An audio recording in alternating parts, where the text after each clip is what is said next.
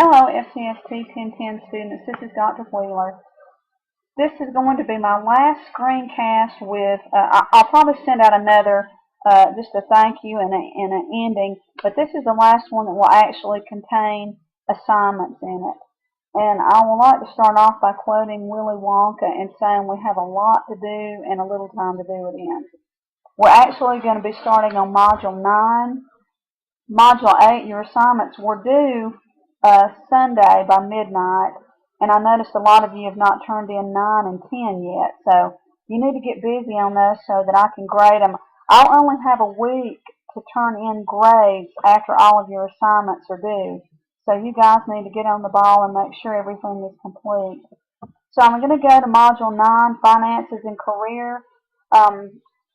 It's The only thing you have listed under here is your checklist, so pay close attention to it. This will be the remainder of your assignments will be under this checklist. And this is actually, these are over chapters 11 and 12 in your book.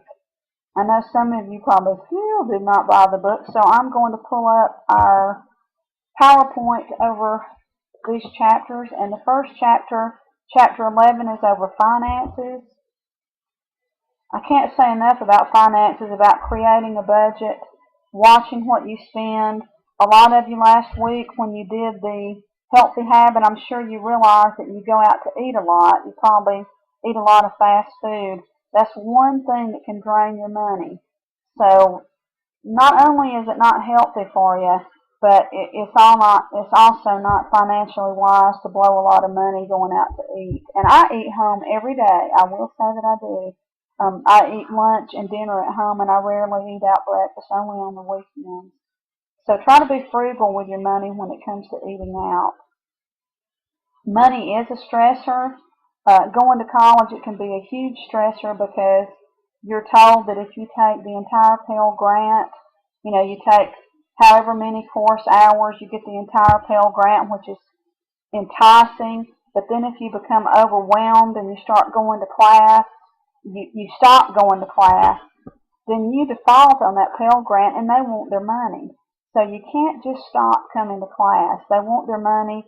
They'll garnish your wages. They'll keep your tax return. If you get anything back from your tax return, they will keep that money.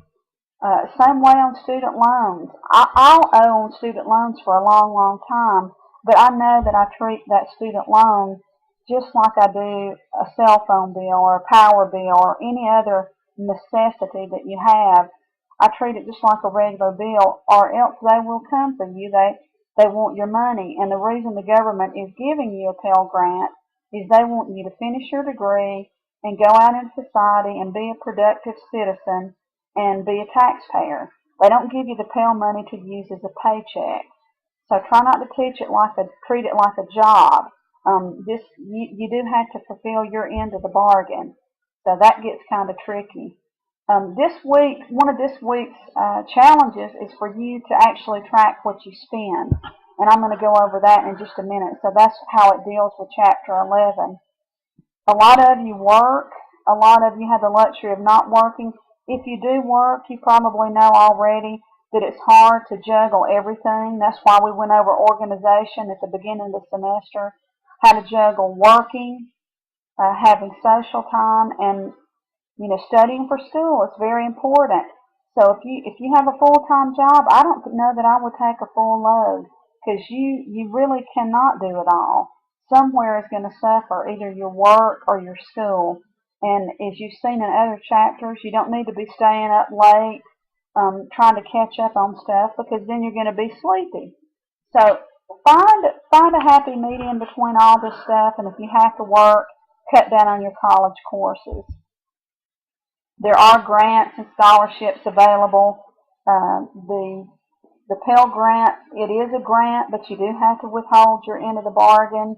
The Hope Scholarship is wonderful if you can keep your GPA up.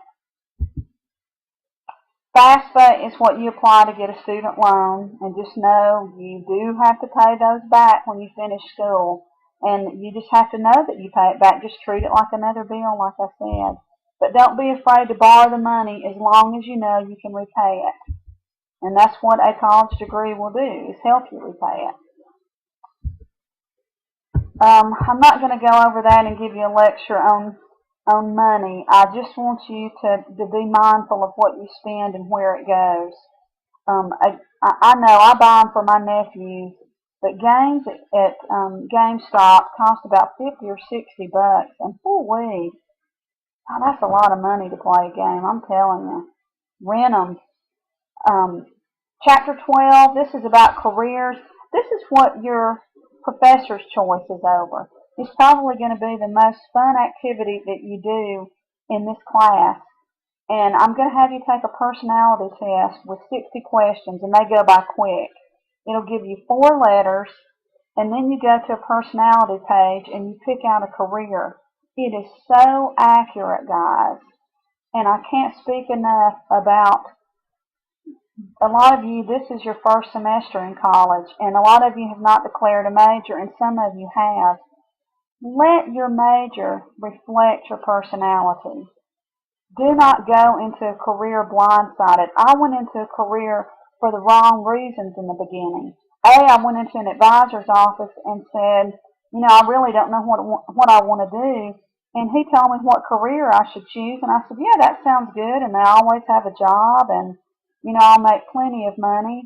And so I chose another career, and I don't want to tell you what it is because I don't want to turn anybody off, but it wasn't the career for me. I stayed in it for 12 years because I had the time and money invested, but it was not geared toward my personality. And now I had been pushed. I'm a Christian. I was pushed by God for many, many years through teaching Sunday school, teaching swim lessons, teaching lifeguards in Florida, and I didn't realize it, but teaching was what I was supposed to do. It was what my personality was meant to do. It fit with my personality, and I denied it for many years. And that's why I'm so happy in my current career, is because it finally suits my personality. Once you do find a career, there's going to be lots of other people that love your career as well, and they want to find a job. That's what Chapter 12 is about, is exploring your career, exploring how to conduct a job search, how to find a job, how to go on an interview. But you've got to know what you want to do first. And if you don't know now, even after you take this personality test, if you still don't know, let your degree be in general studies right now. Don't pick business or nursing or criminal justice just because you want it. I picked free law because it sounded cool. You want to be taking the correct classes. If you take business, all of your classes are going to be geared toward business. And 2 years from now, you may switch to nursing, and you're going to have to start back over and take biologies and things like that. That's why it's important, guys, for you to choose what you think you want to do now, and change your major and let your major reflect what you want your career path to be. We did multiple intelligence at the very beginning, and this kind of, when you take this, your personality score, you're going to see, golly, that sounds just like me. And that's what your professor's choice is all about. So read Chapter 12. Use Chapter 12 when you plan on finding a career. Let it guide you in preparing a resume now. You cannot get a job without a resume, because there are going to be 10 other people that have a resume, and they're going to come in a pair of khakis and a button-down or a dress and heels. They'll get the job. Walk through the door with a resume. So now let's look at the assignments that are due. And actually, like I said, our last day of class is July the 29th, so the remaining assignments are due July the 29th, along with all outstanding assignments. Have you read Chapters 11 and 12? Have you completed Challenge 11 and the Professor's Choice? Have you completed the discussion? This should say Discussion 6. I thought I put 6 in there. And reply to 2 students. Have you completed your capstone presentation and letter to a new student? So this is what's due for the remainder of the semester through July the 29th. Challenge 11, the professor's choice, discussion 6, the capstone presentation, and the letter to the new student. I'll repeat it. Challenge 11, the professor's choice, discussion 6, capstone presentation, and letter to a new student. The discussion 6 we'll get with this only has one thing under discussion, so we'll scroll down to 6. If you haven't posted under 5 yet, you need to do so. I see only 4 threads, and there should be 15 threads. This last one is preparing for and taking tests. Follow directions for discussion 6. Post a thread and reply to 2 students in order to receive full credit. That's your last discussion. Under the Dropbox is everything else. Now, if you're watching this, then you won't do Challenge 12 because I'm going to tell you, you only need to do Challenge 11. Challenge 11 has to do with your finances. It tells you the first thing that you need to do is to figure out how much money you want to spend this week. Just like last week's over your challenge, your healthy challenge, this one is over spending habits. You're going to keep track for 1 week, so you're not going to turn this in for at least 1 week, so get started on it now. How much do you want to spend? Keep track of expenses. Do not use the chart below to fill out because there is no chart below. Write down what you spend. Keep track on your debit card. And after a week, did you stay within your budget? Did you go over? How much did you go over? Were you surprised? What were you surprised about your spending habits or about your budget or being able to maintain your budget? So that is Challenge 12. Again, Challenge 11. Challenge 12 is part of the professor's choice, so do not turn in Challenge 12. The capstone presentation and the letter to the new student, you need to turn those in here, and we're going to go over those last. The professor's choice, this is your fun activity. You need to go to similarminds.com, press on this, enter in your gender, either F or M, and press next. Answer the 60 questions. It only takes a minute or two. Be very truthful. Click on submit, and it will give you 4 letters. Write the 4 letters down. Once you write the letters down, go to the personality page and find your 4 letters.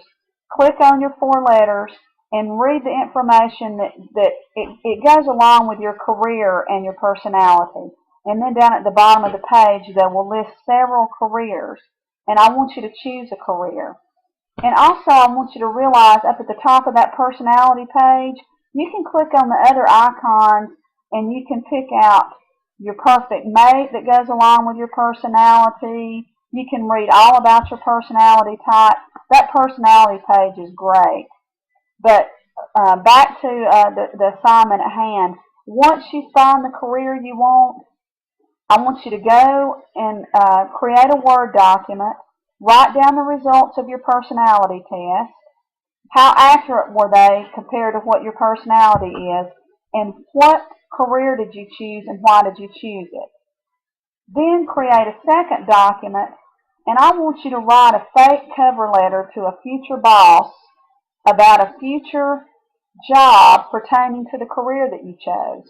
You're going to tell that future boss that you're applying for this position as, nursing supervisor at Redmond Regional Medical Center because you have so many years experience in nursing and why you love nursing. I want you to just tell me why you want this job. And that's going to go along with the career that you chose under the personality page. Submit both documents into this Dropbox. Add a file and upload the first document first, and then click on Add a File again and upload the second one. So this, and guess what? If you look down here, it says when you submit both documents, I will give you credit for Challenge 12. Because Challenge 12 wanted you to upload a resume. I don't want you to do all that. All I want you to do is upload the cover letter under Professor's Choice, and I'll give you credit. The directions for the capstone presentations are here under content. do the letter to the new student and the presentation.